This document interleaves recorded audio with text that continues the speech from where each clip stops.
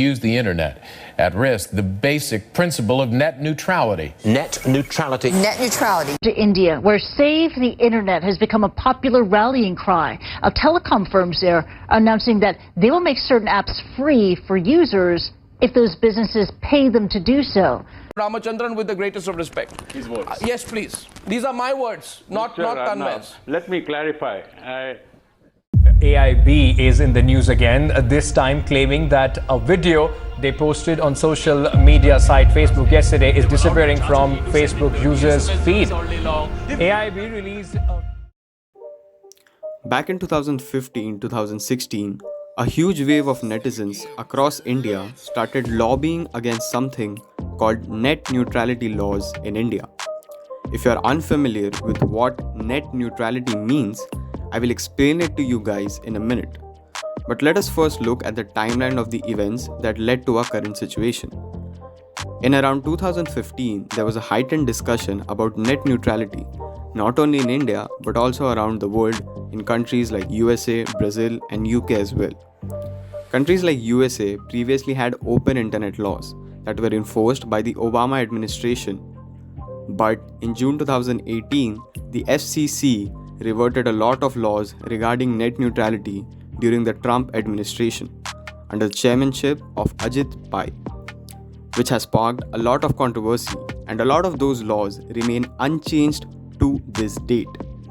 In short, even in USA, net neutrality is practically dead. But India still enjoys open internet laws and has one of the best net neutrality laws in the world. So then, what exactly is net neutrality?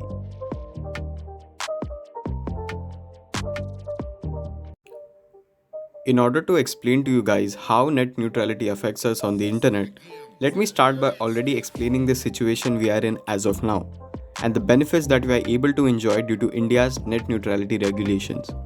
Let's take an example of two people, Ramesh and Suresh. Ramesh is an 18-year-old boy from a rural village in India, and he uses Reliance's Jio as his internet service provider to access the internet and to interact with it. Now let's say Suresh hails from a tier 1 city like Mumbai, who uses a combination of home Wi-Fi and Airtel as his internet service provider. Let's say that Ramesh has a 2 GB per day internet pack, and with this he accesses sites like YouTube, Instagram and Facebook, and so does Suresh from Mumbai. Now despite Ramesh and Suresh having different internet service providers, or ISPs in short, their ability to access internet sites is not affected by their ISPs. If Ramesh's Jio has a speed of 15 Mbps and Suresh's Airtel also has 15 Mbps speed, then both of them can browse through these sites at the same speed without any throttling or discrimination. This is the first benefit of net neutrality, which is that regardless of what ISP you choose, your ability to browse and the speed with which you browse remains unchanged across various sites. So the only reason why Ramesh might experience a slower browsing experience than Suresh would be because of connectivity issues. This is exactly what netizens back in 2015 were protesting for, that regardless of which company's internet service you use, there should be no discrimination or blocking of a user from a certain site just because of his ISP. Let's say for example that Netflix and Airtel struck a deal where Airtel users are allowed to stream Netflix at much higher speed or maybe even free of cost. Now, if you are an Airtel user, even if you initially didn't watch Netflix because of this deal, you will obviously prefer watching Netflix over other streaming sites. Another thing Airtel could do is that they could potentially block you from accessing any other streaming sites other than Netflix as long as you're using Airtel's internet service. So if you want to watch, let's say, Prime Video, you won't be able to do it by using Airtel's internet.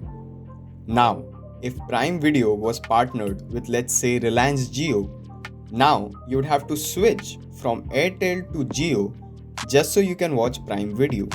So basically, now you have to buy two internet service providers to watch two different streaming sites.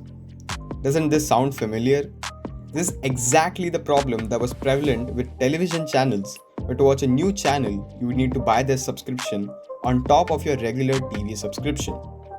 So essentially the internet would have become fragmented, where you would need to buy multiple internet services to watch multiple sites instead of just paying for internet service and watching whatever you want across the web, like we have today.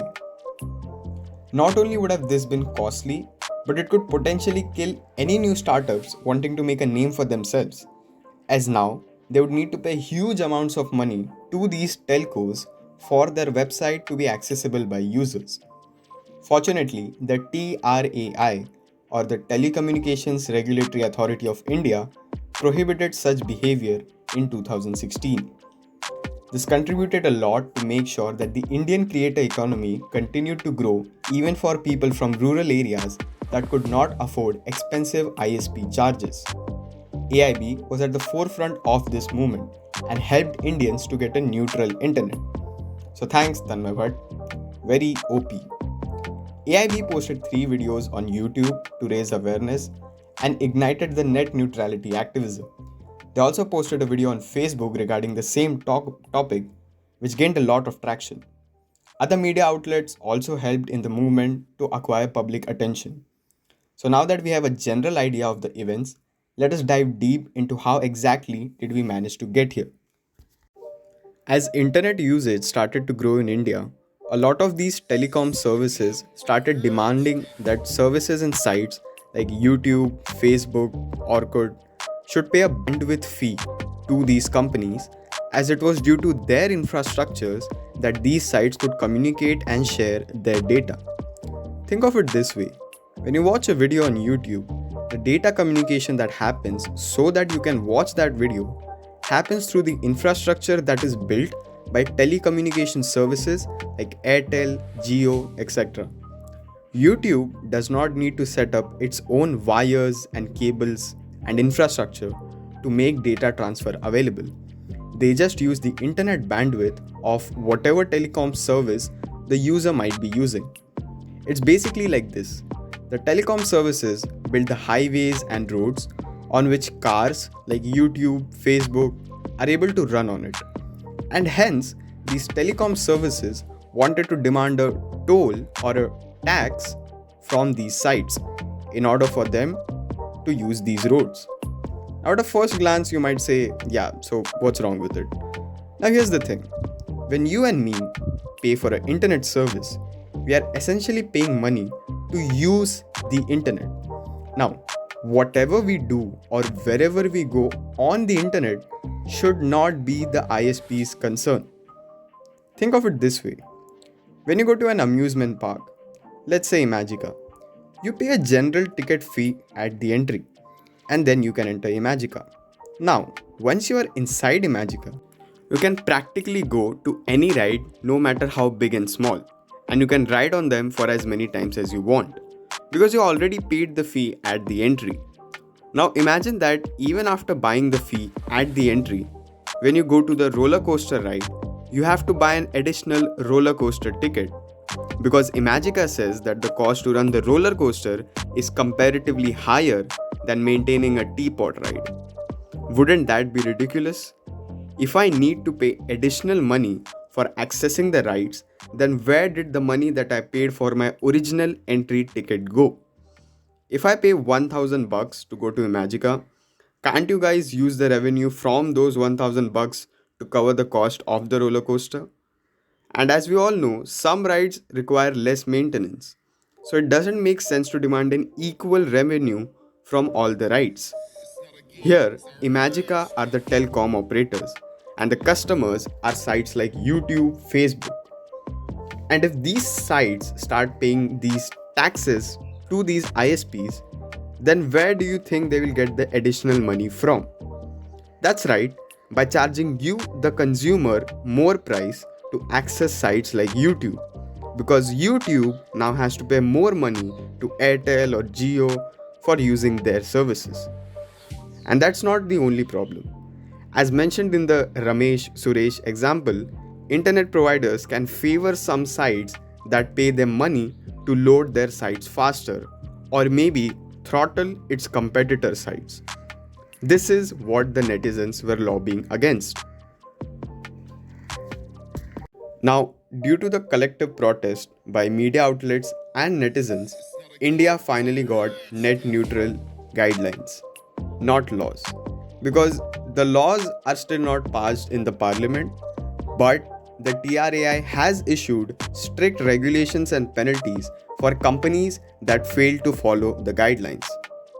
And this is what has helped preserve India's net neutral status up to this day. However, it's still not a done deal. Recently, talks have again risen to question or to revoke some of these net neutral laws in India. And so you, as a user, should always be aware and should actively participate in any such discourse regarding India's net neutral status.